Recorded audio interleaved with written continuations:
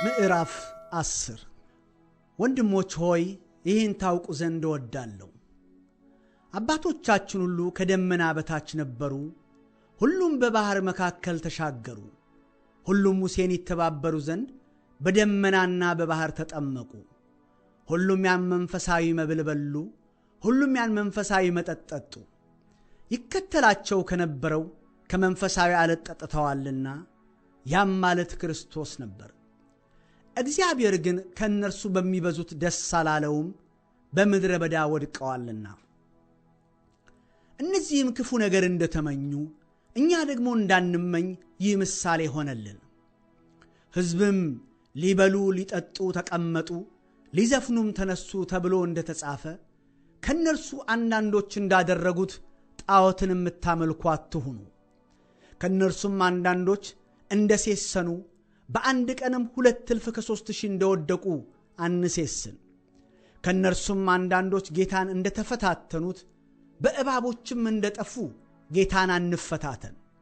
ከእነርሱም አንዳንዶች እንዳንጎራጎሩ በሚያጠፋውም እንደጠፉ አታንጎራጉሩ። ይህም ሁሉ እንደ ምሳሌ ሆነባቸው፣ እኛንም የዘመናት መጨረሻ የደረሰብንን ሊገሥጸን ተጻፈ። ስለዚህ እንደ ቆመ የሚመስለው እንዳይወድቅ ይጠንቀቅ። ለሰው ሁሉ ከሚሆነው በቀር ምንም ፈተና አልደረሰባችሁም። ነገር ግን ከሚቻላችሁ መጠን ይልቅ ትፈተኑ ዘንድ የማይፈቅድ እግዚአብሔር የታመነ ነው፣ ትታገሱም ዘንድ እንድትችሉ ከፈተናው ጋር መውጫውንም ደግሞ ያደርግላችኋል። ስለዚህ ወዳጆቼ ሆይ ጣዖትን ከማምለክ ሽሹ። ልባሞች እንደመሆናችሁ ላለው በምለው ነገር እናንተ ፍረዱ።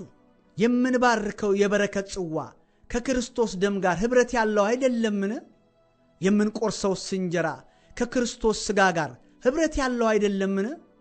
አንድ እንጀራ ስለሆነ እኛ ብዙዎች ስንሆን አንድ ሥጋ ነን፣ ሁላችን ያን አንዱን እንጀራ እንካፈላለንና። በሥጋ የሆነውን እስራኤል ተመልከቱ። መሥዋዕቱን የሚበሉ የመሠዊያው ማኅበርተኞች አይደሉምን?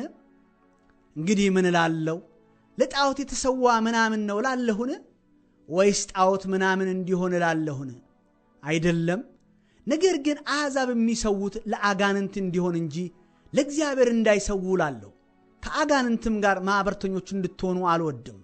የጌታን ጽዋና የአጋንንትን ጽዋ ልትጠጡ አትችሉም። ከጌታ ማዕድና ከአጋንንት ማዕድ ልትካፈሉ አትችሉም። ወይስ ጌታን እናስቀናውን? እኛስ ከእርሱ ይልቅ እንበረታለንን? ሁሉ ተፈቅዶልኛል፣ ሁሉ ግን የሚጠቅም አይደለም። ሁሉ ተፈቅዶልኛል፣ ነገር ግን ሁሉ የሚያንጽ አይደለም።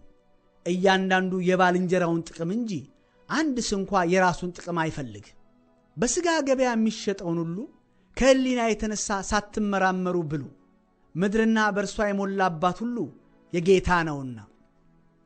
ከማያምኑ ሰዎች አንዱን ቢጠራችሁ ልትሄዱን ብትወዱ ከሕሊና የተነሣ ሳትመራመሩ የሚያቀርቡላችሁን ሁሉ ብሉ። ማንም ግን ይህ ለጣዖት የተሰዋ ነው ቢላችሁ ከዚያ ካስታወቃችሁና ከሕሊና የተነሣ አትብሉ።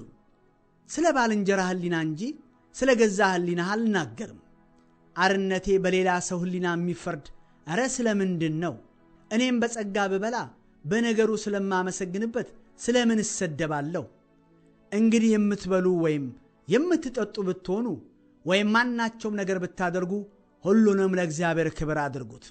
እኔ ደግሞ ብዙዎች ይድኑ ዘንድ ለጥቅማቸው እንጂ የራሴን ጥቅም ሳልፈልግ በሁሉ ነገር ሰውን ሁሉ ደስ እንደማሰኝ ለአይሁድም ለግሪክ ሰዎችም ለእግዚአብሔርም ቤተ ክርስቲያን ማሰናከያ አትሁኑ።